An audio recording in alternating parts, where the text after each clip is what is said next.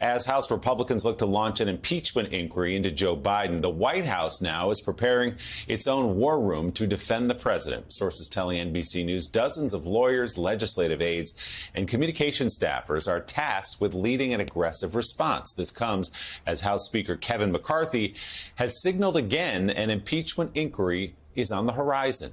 Republicans have been looking into the president's son, Hunter's, foreign business dealings, alleging without evidence that Biden engaged in bribery to enrich his son when he was vice president. Joining us now, NBC News Chief White House Correspondent Peter Alexander. Peter, good morning. Great to see you. So what's the strategy here?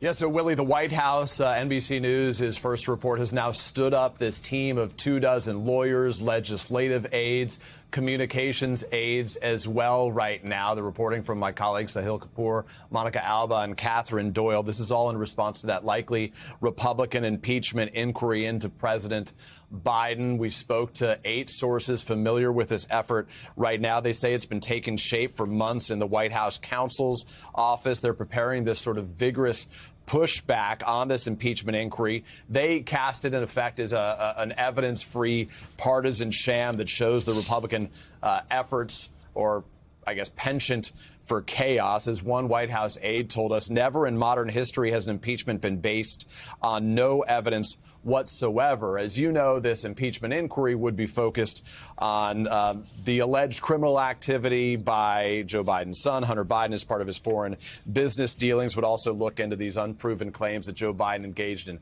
bribery or corruption of some kind. White House aides say to us that they spent much of August sort of reviewing past impeachment efforts. Specifically, they are taking note of what happened back in 1998 with President Bill Clinton. They have looked back to that as sort of a template for their efforts to try to push back against the impeachment inquiry taking place right now. They then accused the GOP of political overreach, and it was politically beneficial for former President Clinton. I think his approval rating at the time went up to like 73%. Even former President Trump saw his numbers grow during the more recent impeachment proceedings.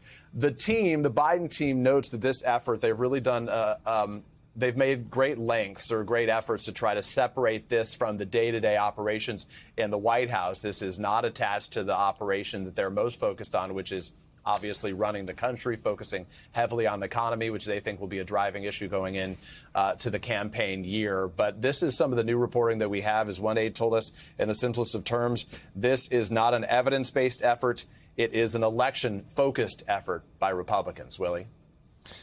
So Peter's right, Jen, that for a while the Biden White House really steered clear of the term war room. They said early in this year that we're not doing that. We don't need to do that. That has changed as the threat has evolved. And aides that I talked to, they're almost sort of resigned to the idea that at least there'll be an impeachment inquiry. Unclear if we'll get all the way towards a full-fledged impeachment. You have some experience working in a White House that has gone through investigations. Mm-hmm. What's your read on, first of all, the approach the White House is taking in terms of gearing up for the probes to come, but also how the politics of it? Do you also think that they'll see a bump if they're right and these Republican probes are seen as frivolous? No White House wants to go through impeachment, right? But if it's going to happen, these are the best circumstances under which the evidence-free circumstances are the best. And I worked for President Clinton. It's Peter is right. His highest. It's not just he was in the high set. He was in 73% in December of '98 after he was impeached.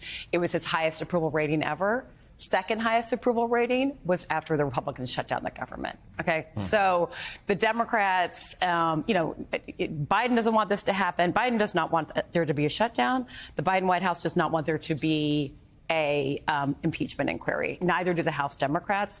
But both of those things may happen. And there are ways that it will. That the most likely thing is it'll be beneficial to the Democrats. And Peter, I saw something this morning where Andrew Bates, one of the spokespeople at the White House, said, pointed at Marjorie Taylor Greene, saying, I am not going to vote for a shutdown. I'm not going to vote for government spending unless there's an impeachment inquiry funding as part of that. So the White House seems to be, is this their strategy to try to link a possible shutdown to a politically motivated impeachment? No, I think No, you're exactly right, Jen. You put your finger on an important item here, and we're seeing that not just from Andrew Bates, who speaks publicly on the record about these things, but other aides that you speak to. Just say, look at what Marjorie Taylor Greene just said yesterday. Again, to be clear, she said she is not going to vote in support of government funding unless there is an impeachment inquiry into the president of the United States right now. The Democrats, the White House, those aides feel very strongly that when Americans sort of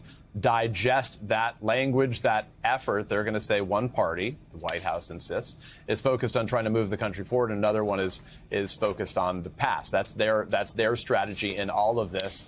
And Marjorie Taylor Greene is not alone, obviously. This is a challenge for Kevin McCarthy as he tries to keep everybody in line. He has said that, the next natural step is an impeachment inquiry here right now. But there certainly are some members on the further right end of the Republican Party who are making this more challenging next month, not just for his party, but frankly for the country.